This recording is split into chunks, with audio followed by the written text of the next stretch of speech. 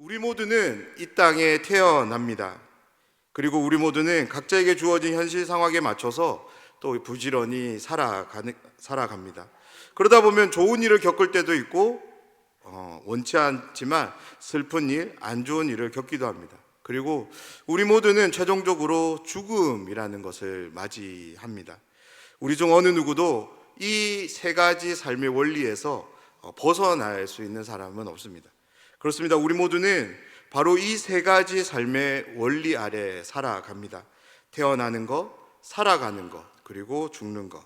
이 세 가지 원리 아래서 살아가는데요.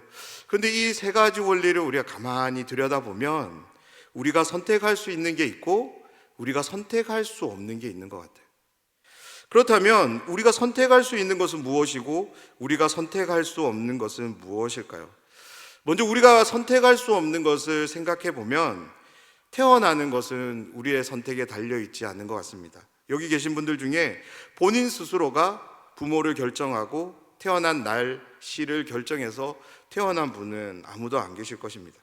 그렇습니다. 우리 중 어느 누구도 내 스스로가 나의 출생을, 나의 태어남을 선택해서 태어난 분은 없습니다. 그리고 죽음 또한 이와 마찬가지인 거죠. 그렇습니다. 우리 삶에 주어지는 이 세 원리 중에 우리가 유일하게 선택할 수 있는 것은 바로 살아가는 것. 이 살아감만이 우리가 선택할 수 있는 부분입니다. 그래서 태어남도 중요하고 죽는 것도 중요합니다. 그런데요, 우리의 삶에서 가장 중요한 것이 무엇이냐면 살아가는 것이 가장 중요합니다. 그렇기 때문에 태어남을 걱정하는 사람은 없습니다. 죽을지 말지를 고민하는 사람은 더더욱 없는 거죠.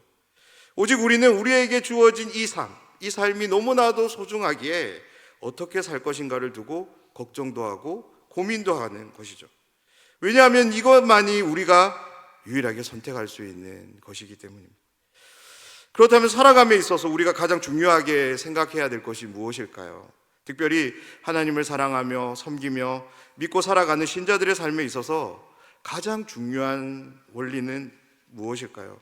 그것은 바로 하나님과 함께 사는 삶인 거죠.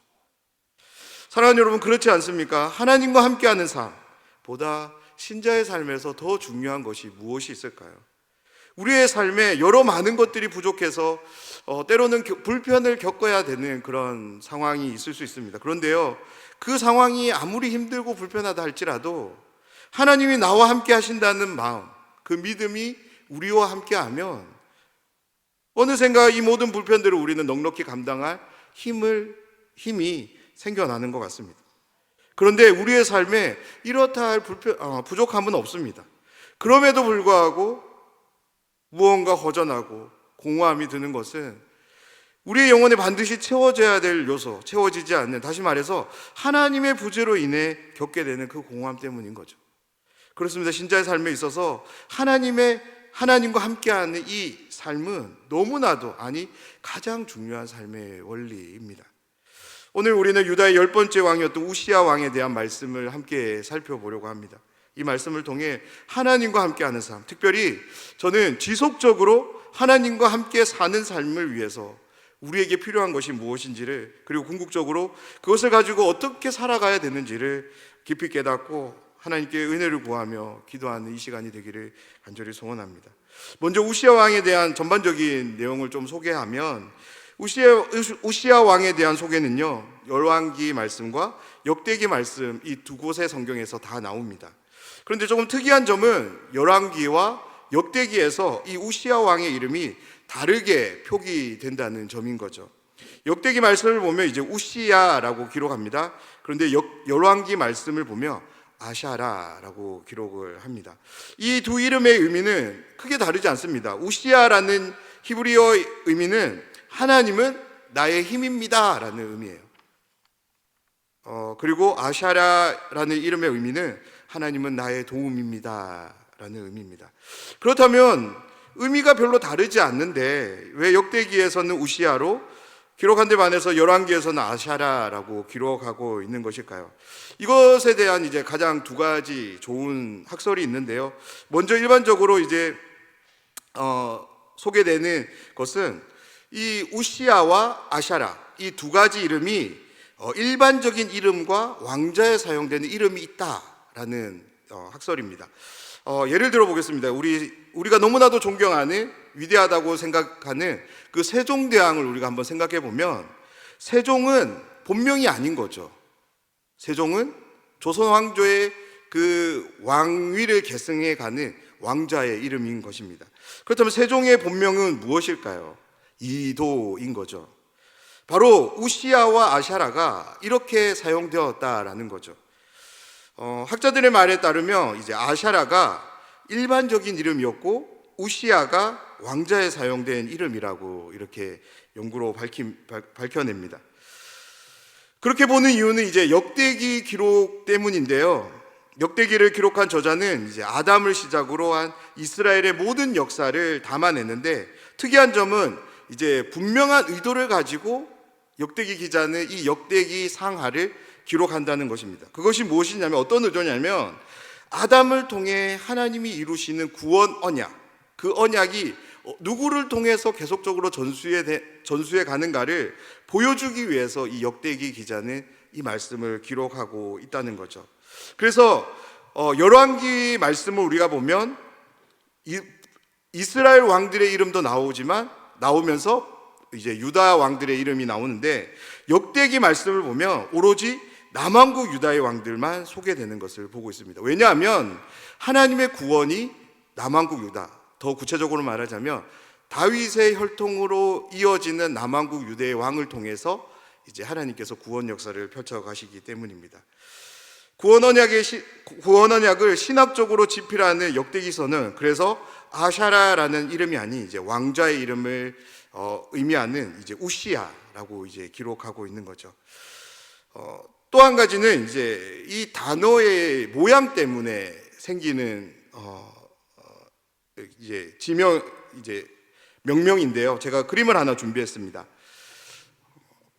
이제 히브리어에는 이제 이렇게 쓰여져 있어요. 그래서 우리 히브리어는 이제 한글과 다르게 반대 방향으로 있거든요. 그래서 야찌웃이 아니에요. 어떻게 읽어야 된다고요? 우찌야. 그 원래 발음은 우찌야예요. 우시야가 아니고 히브리식 발음은 우찌야고 아샤라의 발음은 아짜르야라가 됩니다. 그래서 어떻게 이 자음만을 보면 똑같이 보이지 않습니까? 하나 이제 기역같이 생긴 게 하나 더 붙어 있는 거죠. 그래서 이런 표기상에서 이런 발음의 차이가 생겨났다라는 것이 이제 두 번째 설명입니다. 뭐 중요한 것은 아니지만 우리가 이렇게 이름을 명명하는 데 있어서 히브리식 표현이 이런 차이를 주는 것을 한번 보는 것도 의미가 있을 것 같아서 한번 준비를 했는데요. 그래서 이제 다음으로 우시야가 왕으로 등극하는 우리 상황을 보면 우리 1절 말씀인데요. 1절 말씀을 우리 한 목소리로 한번 읽어보도록 하겠습니다. 유다 온 백성이 나이가 16세 된 우시야를 세워 그의 아버지 아마샤를 대신하여 왕으로 삼으니. 아멘. 우시야가 왕이 된 상황을 이제 그 아랫절인 이제 3절에서도 다시 한번 밝히는데요. 이렇게 두 번에 걸쳐서 우시야가 16세 나이에 유다의 왕이 된 것을 소개하는 것은 어떤 중요한 의미가 담겨져 있기 때문에 역대기 기자는 의도를 가지고 이렇게 기록을 하고 있습니다. 말씀을 보면 이제 우시야가 왕위에 등극한 나이를 소개하는데요. 16세에 왕이 되었다고 말씀은 기록하고 있습니다. 동서고금을 막론하고 어린 나이에 왕좌에 등극하는 것은 절대 일반적인 상황은 아닌 거죠. 역대기에서 이 부분을 강조하고 싶은 거죠. 우시야가 비록 어린 나이였지만 그 어린 나이임에도 불구하고 유다의 왕이 되어야만 했던 이유가 있었던 것입니다.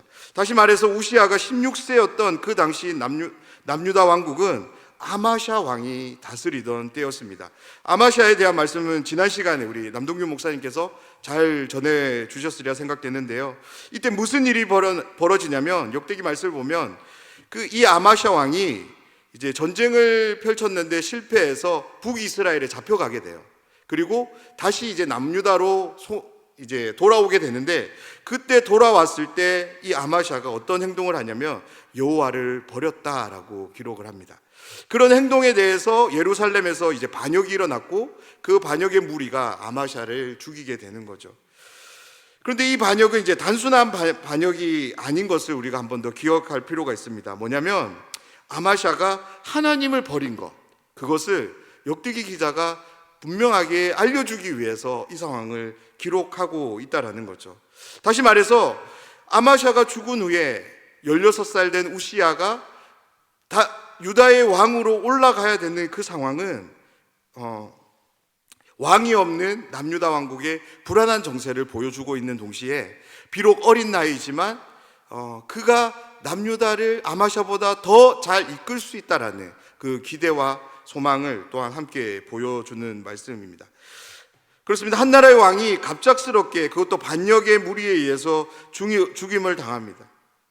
이런 것은 너무나도 혼란스러운 상황을 야기시키는 거죠.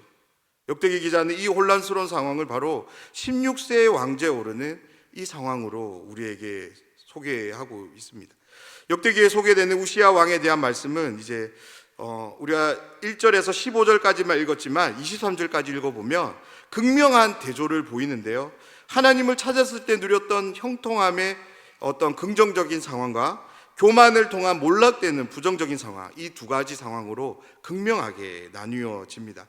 먼저 우리가 긍정의 상황을 먼저 살펴보면 4절 말씀인데요, 우시야가 그의 아버지 아마샤의 모든 행위대로 여호와 보시기에 정직하게 행하며, 이 말씀만을 보면 우시야 왕이 하나님의 말씀에 합당한 삶을 통해서 역대기 기자가 어떤 칭찬을 하는 내용으로 이제 기록하고 있는 것 같지만, 계속되는 말씀을 보면 이 말씀은 우시야 왕의 어떤 안타까운 상황을 이제 복선하는, 미리 암시하는 말씀인 거죠. 계속되는 5절의 말씀을 보면 우리 이 5절 말씀은 한 목소리로 한번 읽어보도록 하겠습니다. 하나님의 묵시를 밝히 아는 스가랴가 사는 날에 하나님을 찾았고 그가 여호와를 찾을 동안에는 하나님이 형통하게 하셨더라. 아멘. 무슨 말입니까? 우시야가 자신의 일평생 동안 하나님이 보시기에 정직하게 행했다라고만 기록하지 않습니다.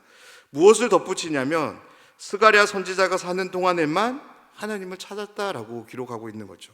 그리고 하나님은 자신을 찾을 때에만 그를 형통케 하셨다라고 또한 기록합니다. 우리가 이 말씀, 특별히 하나님을 찾는 것과 하나님을 찾는 자에게 형통함을 주는 이 말씀의 패턴은 역대기 전체를 읽어가는 데 있어서 너무나도 중요한 표현이거든요. 왜냐하면 열왕기 말씀도 그렇지만 역대기 말씀에서도 형통함의 근원, 복의 근원을 하나님 안에서만 소개하고 있기 때문입니다. 역대기 기자는 이 글을 통해서 우시야 왕을 통해서 모든 독자들로 하여금 하나님을 찾을 것을, 그래서 하나님이 내리시는 형통의 복을 누리기를 이렇게 권면하고 있는 것입니다. 6절을 시작으로 이제 15절의 말씀은 우시야 왕이 하나님이 주시는 그 형통 아래 누리게 되는 복에 대해 상세하게 이제 기록을 하게 되는데요, 전체적인 의미를 살펴보면 중요한 것은 땅에 대한 회복이 소개된다는 점입니다. 이스라엘 민족에게 있어서 땅을 수복하고 확장하는 것은 하나님께서 그들에게 부여하신 사명, 그 사명을 회복하는 일과 밀접한 관련이 있습니다. 그래서 이스라엘 민족에게 있어서 땅은 그들에게 기업이 되고 유업이 되는 이유가 됩니다. 그렇습니다. 우시야는 스가랴를 통해서 하나님에 대한 안내를 충분히 잘 받았습니다.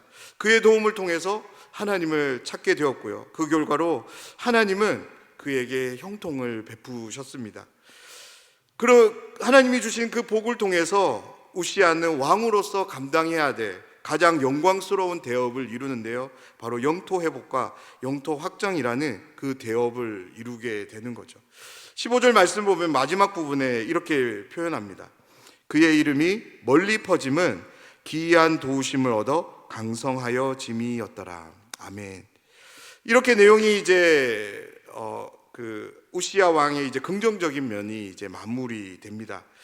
15절에서도 보게 되겠지만 우시야 왕이 누렸던 모든 형통함은, 복은 기이한 도우심이었던 거죠. 말씀은 계속적으로 하나님이 허락하신 형통함이었음을, 복이었음을 계속적으로 소개하고 있습니다. 그런데 이제 16절부터 부정적인 상황이 소개되는데요, 우리 16절 말씀을 우리 보면 제가 읽어드리겠습니다. 그가 강성하여 짐에 그의 마음이 교만하여 악을 행하여 그의 하나님 여호와께 범죄하되 곧 여호와의 성전에 들어가서 향단에 분향하러 한지라. 한글 성경에는 이제 번역되어져 있지 않는데 16절은 이제 그러나라는 단어로 시작합니다. 볼펜이 있으신 분은 이 말씀 앞에 그러나를 꼭 적어 두시면 좋을 것 같습니다. 역대기 기자는 이 그러나를 통해서 우시야 왕에 대한 이제 상황의 이제 반전을 이제 소개하고 있는 거죠. 16절 말씀을 보면 어떤 단어를 우리가 눈여겨봐야 되냐면 이제 교만하여라는 단어를 눈여겨봐야 됩니다. 그렇습니다. 하나님의 형통이 하나님을 찾는 것에서 비롯되었다면 우시야 왕의 몰락은 바로 하나님이 아닌 자신을 의지하는 것, 이 교만에서 시작되고 있는 것입니다. 계속되는 말씀을 보면 우시야 왕의 교만이 무엇이었냐면 제사장이 해야 될 일을 그가 자처해서 하게 되는 거죠. 그런데 여기서 중요한 것은 제사장이 정중하게 우시야 왕에게 조언을 합니다. 왕이 그것을 해서는 안 된다라고. 그런데 그때 우시야 왕이 어떤 행동을 하냐면 19절 말씀을 보면 우시야가 손으로 향로를 잡고 분향하려 하다가 화를 내니 그가 제사장에게 화를 낼 때에 여호와의 전안 향단 곁 제사장들 앞에서 그의 이마에 나병이 생긴지라. 자신에게 좋은 조언을 해주는 제사장 앞에 왕은 자신의 마음을 굽히지 않고 오히려 화를 내고 있는 것을 보게 됩니다. 그렇게 화를 내는 우시야에게 하나님은 진노하시고 벌을 내리시는데요, 다름 아니 나병을 내리십니다. 우시야의 몰락은 나병을 얻음으로써 본격적으로 이제 시작이 됩니다. 이 당시 나병은 하나님이 징계로서 내리는 그런 벌로 여겨졌고요. 무엇보다 율법의 근거에 보면 부정함을 이제 상징하는 병이기 때문에 나병에 걸린 자는 성 안에 거할 수 없게 되는 거죠. 그래서 21절 말씀을 보면 우시야 왕이 죽는 날까지 나병 환자가 되었고 나병 환자가 되매 여호와의 전에서 끊어져 별궁에 살았으므로 그의 아들 요담이 왕궁을 관리하며 백성을 다스렸더라. 우시야는 자신이 죽는 날까지 나병 환자였다라고 성경은 기록합니다. 그래서 여호와의 전에서 끊어지게 되었고요. 그렇게 여호와의 전에서 끊어지는 것만으로 끝나지 않고 그는 부정한 자였기 때문에 예루살렘 성전 안에도 있지 못했기 때문에 왕궁에도 거할 수 없게 되었던 거죠. 그래서 성경을 보면 그가 별궁에서 지낸 것을 보게 됩니다. 그런데 더 비참한 것은 그가 죽지 않았음에도 불구하고 이제 나병 환자가 되었기에 왕의 직무를 수행할 수 없기에 그의 아들 요담이 그를 대신해서 왕이 되는 것을 보게 됩니다. 그런데 우시야 왕의 참담함은 여기서 끝나지 않습니다. 마지막 절인 23절 말씀을 보면 우시야는 마침내 죽게 되는데요, 그런데 그는 나병 환자로 죽었기 때문에 자신들의 왕들의 묘실에, 다시 말해서 조상들의 묘실에 함께 장사되지 못하고 인접한 땅에 안치되는 그런 비참한 최후를 맞이합니다. 사랑하는 여러분, 하나님을 찾음으로 하나님이 내리시는 형통의 복을 누렸음에도 불구하고 우시야 왕의 그의 생의 마지막이 어떻게 이렇게 안타깝고 비극적인 그런 결말을 맞이하게 되었을까요? 그것은 그가 하나님과 함께하는 삶을 지속하지 않았기 때문인 거죠. 그런 점에서 우시야 왕을 통해서 하나님과 지속적으로 함께하는 삶을 위해 무엇이 필요한지를 우리가 한번 정리해 보면, 먼저 하나님과 지속적으로 함께하는 삶을 위해서 우리는 하나님을 배워가는 과정이 필요합니다. 우리 이렇게 한번 따라해 보면 좋겠습니다. 하나님을 공부합시다. 하나님을 공부합시다. 무언가 공부하자면 이제 좀 알레르기 반응을 보이는 분들이 계시는데요, 그래도 우리가 하나님은 공부해야 됩니다. 왜냐하면 우리가 하나님을 공부해야지만 하나님과 함께 할 수 있는데요, 무엇보다 지속적으로 함께 할 수 있습니다. 우리 5절 말씀을 보면 하나님의 묵시를 밝히 하는 스가랴가 사는 날에 하나님을 찾았고 그가 여호와를 찾을 동안에는 하나님이 형통하게 하셨더라. 아멘. 우시야는 하나님의 묵시를 밝히 알았던 스가랴 선지자의 도움을 받을 때에는 하나님을 찾는 삶을 살았습니다. 다시 말해서 스가랴 선지자가 우시야 왕 곁에 있을 동안에는 그가 하나님을 찾았다라는 거죠. 여기서 이제 찾다라는 이 히브리어 단어는 이제 다라쉬라는 단어인데요. 이 다라쉬는 마치 보물찾기에서 보물을 찾기 위해서 정말 샅샅이 찾는 것을 의미합니다. 그냥 적당히 두리번거리면서 여기에 뭐가 있나 이렇게 찾는 것이 아니라 정말 돌을 들추어내고 나뭇잎을 뒤집어 보고 내가 보물이 있을 곳에 모두 가서 다 이렇게 샅샅이 찾는 거죠.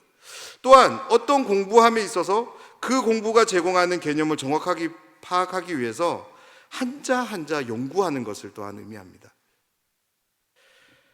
다시 말해서 스가랴는 우시야 왕에게 하나님의 율법에 대해서 하나님의 말씀은 이렇습니다 라고 가르친 것이 아닌 거죠. 정말 한 계명 한 계명, 한 말씀 한 말씀을 차근차근 우시야 왕에게 알려준 것입니다. 그 스가랴가 듣는 그 말씀들을 풀어서 설명해 주는 그 말씀을 우시야는 다라쉬의 자세로 하나하나 마음에 새기며 그렇게 연구를 했던 것입니다. 교회는 말씀을 통한 양육 훈련을 계속적으로 진행해 가고 있습니다. 교회에서 진행하는 이 말씀 양육 훈련에 적극적으로 동참해 주시기를 부탁드립니다. 시간을 내는 것이 힘듭니다. 앉아서 듣는 것이 힘듭니다. 그런데요, 하나님의 말씀을 그렇게라도 한 번 더 듣고 배울 때 우리가 단 한 걸음이라도, 단 1분이라도, 1초라도 더 하나님을 기억하지 않을까요? 내 삶에 하나님이 필요함을 내가 더욱더 느끼며 살아가지 않을까요? 그로 인해서 하나님과 함께하는 그런 삶을 살아가게 되지 않을까요? 우리가 하나님과 함께하는 삶을 지속하기 위해서 필요한 것은 나의 의지보다 내가 지금 하나님의 말씀 안에 있는가, 내가 하나님의 말씀이 안내하는 대로 하나님을 기억하고 살아가는가, 그것이 더 중요한 거죠. 이 영적 진리가 매일의 삶에 우리의 마음과 생각을 주장하고 함께하기를 간절히 소원합니다. 하나님과 지속적으로 함께하는 삶을 위해서 필요한 두 번째는 교만하지 않는 거죠. 우리 함께 따라해 보겠습니다. 교만하지 맙시다. 교만하지 맙시다. 하나님의 지혜가 담긴 잠언의 말씀을 보면 하나님이 싫어하는 것 7가지에 대한, 특별히 이제 이렇게 꼭 집어서 7개를 이야기하는 말씀이 있는데요, 그 중에 가장 먼저 나오는 것이 무엇이냐면 교만한 눈이에요. 그렇습니다. 하나님은 교만을 가장 싫어하십니다. 그렇다면 왜 하나님은 교만을 가장 싫어하시는 걸까요? 왜냐하면 우리가 교만하기 위해서는 우리가 준비해야 될 자세가 있어요. 그것이 무엇이냐면 우리의 마음의 중심에서 하나님을 밀어내야 합니다. 다시 말해서 우리의 마음의 주인이 누가 돼야 되냐면 내가 돼야 되는 거죠. 오늘 본문의 말씀을 보면 이 부분에 대해서 정확하게 기록하고 있는데요, 우시야 왕의 마음이 교만했다라고 역대기 기자는 정확하게 기록합니다. 그렇습니다. 우리 마음에 하나님이 계신다면 우리는 절대 교만할 수 없습니다. 교만은 내 삶의 주인이 하나님이 아니라 나인 것을 받아들이는 것. 다시 말해서 그렇게 인정하며 살아가는 것이 바로 교만입니다. 우시야 왕이 보인 교만이 바로 이런 거죠. 자신이 하나님을 찾음으로 인해 주어진 형통의 복을 통해서 자신이 이 모든 것을 이룰 수 있었다. 자신의 모든 대업들이 하나님의 형통의 결과라고 그는 생각한 것이 아니라 자신의 수고, 자신의 업적, 자신의 영광으로 취한 것이죠. 블레셋을 무찌르고 무너진 성벽을 보수하고 농업과 축산의 확장을 가져오는, 그리고 군사를 꾸려서 군대를 형성하는 이 모든 일들을 하나님의 은혜로 여기지 않고 자신의 수고로 인해 주어진 그런 결과물들로 우시야 왕은 여겼던 것입니다. 그런 점에서 우리가 교만하지 않기 위해서 우리는 우리가 하는 모든 일들에 대해서 기억하지 않는 태도가 필요합니다. 우리의 삶에 일어나는 모든 일에는 분명 내 수고가 있습니다. 내 헌신이 있고요, 내 열심, 내 땀이 있습니다. 그런데요, 하나님이 은혜를 주시지 않는다면 아무것도 아님을 우리가 인정하고 이러한 자기 부인의 자세가 필요한 거죠. 사랑하는 여러분, 그렇지 않습니까? 우리의 매일의 일상을 우리가 한번 곰곰이 생각해 보면 지금 내가 누리고 있는 이 모든 것들에 대해서 온전히 내 수고의 결과였다라고 말할 수 있는 분이 몇 분이나 계신가요? 절대 그렇지 않은 거죠. 시편 127편 1절의 말씀처럼 여호와께서 집을 세우지 아니하시면 세우는 자의 수고가 헛되고요, 여호와께서 성을 지키지 아니하시면 파수꾼의 깨어 있음이 헛되다라고 노래했던 이 시편 시인의 고백처럼 우리의 삶에도 동일한 것인 것. 우리의 수고로 이 모든 것들을 우리가 이룰 수 있을까요? 결코 그렇지 않습니다. 하나님의 은혜가 함께한 결과인 줄 믿습니다. 바로 이 믿음이, 이러한 신앙 고백이 우리와 함께할 때 우리는 교만을 떨쳐낼 수 있는 거죠. 우리의 삶에 주어지는 모든 것, 정말이지 모든 것입니다. 이 모든 것들을 은혜의 힘을 고백하며 늘 감사로 하나님께 나아가는 모든 분들이 되시기를 간절히 소원합니다. 그리고 마지막 세 번째로, 하나님과 지속적으로 함께하는 삶을 위해서는 회개가 필요합니다. 우리 함께 따라해 보겠습니다. 회개에 늘 깨어 있읍시다. 회개에 늘 깨어 있읍시다. 아멘. 우시아 왕은 자신도 모르게 품어진 마음의 교만함, 그 교만함을 하나님께로 가지고 나아가 회개했어야 했습니다. 우리의 삶에 성령이 함께 하시며 하나님의 뜻을 향해 살아가도록 힘을 공급하시고 능력으로 함께 하심을 믿습니다. 그런데요, 여전히 부패한 우리의 본성은 때때로 성령의 인도하심보다는 내 마음에 내 뜻을 결정하고 그 뜻을 향해, 그 마음을 향해 나아가도록 부추기는 것을 보게 됩니다. 그렇습니다. 우리 모두는 죄에 대해 연약한 자들입니다. 그런데요, 죄에 대해 연약하다고 해서 그걸로 끝내서는 안 되는 것입니다. 하나님은 우리에게 회개, 돌이킴의 길 또한 열어주셨습니다. 역대기 말씀을 읽어가면서 정말로 마음이 아팠던 것은, 우시아는 하나님을 열심히 공부했고 그래서 하나님이 어떤 분이신가에 대한 분명한 믿음이 그에게 있었습니다. 그로 인해서 그는 하나님이 내리시는 형통, 복을 누리는 삶을 살았습니다. 그런데 그 믿음이 마지막에는 작동되지 않고 있는 것을 볼 때 너무나도 마음이 아팠습니다. 우시아 왕이 품은 교만, 그리고 그 교만을 통해 빚어지게 된 여러 가지 부정적인 상황들 앞에서 우시아는 회개하지 않습니다. 믿음으로 그의 마음을 돌이키지 않습니다.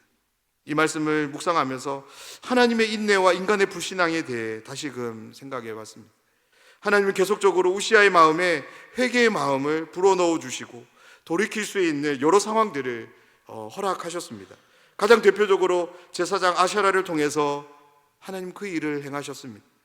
그런데 어떻습니까? 우시아는 그것을 회개의 기회로, 돌이킴의 기회로 사용하지 않습니다. 오히려 더욱더 교만함으로 나아가는 것을 보게 되는데요, 바로 그렇게 하나님의 일하심 앞에서 우시아는 화를 내고 있는 거죠. 로마서 말씀을 보면 바울은 이렇게 기록하는데요, 로마서 1장 28절 말씀을 제가 준비했는데 이 말씀을 우리 한 목소리로 한번 읽어보도록 하겠습니다. 또한 그들이 마음에 하나님 두기를 싫어하며 하나님께서 그들을 그 상실한 마음대로 내버려 두사 합당하지 못한 일을 하게 하셨으니. 정말 아멘 해야 됐는데 너무나도 두려운 말씀이라서 아멘이 안 나오는 것 같습니다. 하나님의 인내는, 다시 말해서 회개의 문은 영원히 우리에게 열려있지 않음을 여러분 꼭 기억하시기를 부탁드립니다. 지금 하나님 앞에서 풀어야 될 문제가 있습니까? 그러면 지금 푸시기 바랍니다. 설령 그 문제를 통해서 내가 하나님의 진노를 받는다 할지라도, 그것이 너무나도 두렵고 무섭게 여겨진다 할지라도 그 자리에서 풀을 수 있는 그런 믿음이 우리 모두에게 있기를 간절히 소원합니다. 돌이켜야 될 죄가 있습니까? 그렇다면 미루지 마시기 바랍니다. 하나님께서 그 마음을 주셨다면 지금 그 문제를 풀고 싶기에 하나님 우리에게 그 마음을 주신 줄 믿습니다. 우리의 삶 속에서 회개의 시간이 하나님 앞에서 늘 드려지기를 소원합니다. 그래서 하나님과의 지속적인 삶을 이어가는 모든 분들의 삶이 되기를 또한 간절히 소원합니다. 우시아가 비록 16세라는 어린 나이였지만 그가 왕이 된 후 시작된 그의 삶은 분명 하나님과 함께하는 삶이었습니다. 그래서 역대기 기자는 하나님이 보시기에 정직히 행했다라는 이 말을 기록합니다. 그런데 그의 마지막은 어떻습니까? 유다에 있었던 20명의 왕들 중 그 어느 왕보다 더 비참하고 안타까운 최후를 맞이하는 것을 보게 됩니다. 왜 우시아 왕에게 이런 참담한 현실이 주어졌을까요? 그것은 바로 하나님과 지속적으로 함께하는 삶을 살지 못했기 때문입니다. 하나님에 대한 믿음에서 신실함을 상실해버렸기 때문에 우시아는 이런 최후를 맞이할 수밖에 없었습니다. 사랑하는 여러분, 오늘 이 우시야 왕에 대한 말씀을 보면서 다시금 우리의 모습을, 우리의 삶을 정직하게 돌아보기를 원합니다. 나는 지금 하나님과 함께하고 있습니까? 어제보다 오늘 나는 더욱더 하나님을 신뢰하며 믿음의 신실함을 보이고 있습니까? 하나님과 지속적으로 함께하는 삶을 위해서 나는 회개에 깨어있는 삶을 살아가고 있습니까? 이 시간을 빌어서 다시금 우리의 마음속에 하나님을 향한 공부의 열심이 회복되기를 원합니다. 힘써 하나님의 말씀을 가까이 합시다. 그리고 교만하지 맙시다. 내 삶의 주인이 내가 되기를 끊임없이 부인하며 내 삶의 중심에 하나님 모시기를 기뻐하고 내 삶에 주어지는 이 모든 것들에 대해서 설령 내 온 열정과 수고가 뿌려졌다 할지라도 그것을 붙잡지 않는 그런 삶을 살아가는 우리 모두가 되면 좋겠습니다. 그 대신에 하나님께서 맺게 하실 은혜를 소망하고 그 은혜만을 믿음으로 붙잡고 감사로 살아가는 우리 모두가 되면 좋겠습니다. 무엇보다 늘 회개함을 통해, 돌이킴을 통해 하나님과 함께하는 삶에 대한 즐거움을 회복하는 모든 분들이 되시기를 간절히 소원합니다. 오늘을 시작으로 하나님께서 우리에게 자비를 베푸셔서 내일이라고 하는 날이 우리에게 허락될 때, 새롭게 주어진 이날, 정말 이제 단 한 걸음일지라도 하나님께로 더 가까이 나아가기 위해서 믿음을 작동시키는 모든 분들이 되셨으면 좋겠습니다. 겨자씨만한 믿음일지라도 그 믿음으로 다시 하나님을 바라보는 우리 모두가 되면 좋겠습니다. 내 마음의 중심에서 일어나서 하나님을 어서 그 자리로 모시며 그래서 하나님으로 인한 즐거움을 회복하길 원합니다라고 우리의 매일의 기도 속에 이 기도가 하나님께 올려지면 좋겠습니다. 그렇게 소원하며 기도하는 모든 분들에게 하나님께서 길을 열어주시며 회복시키시고 그 삶을 넉넉히 살아갈 수 있도록 믿음과 용기를 허락해 주실 줄 믿습니다. 우리의 삶이 어제보다는 오늘보다는 내일이 하나님과 함께함으로 인해 더 기대되고 감사하고 기쁨이 되는 삶을 살아가는 모든 분들이 되시기를 주님의 이름으로 축원합니다.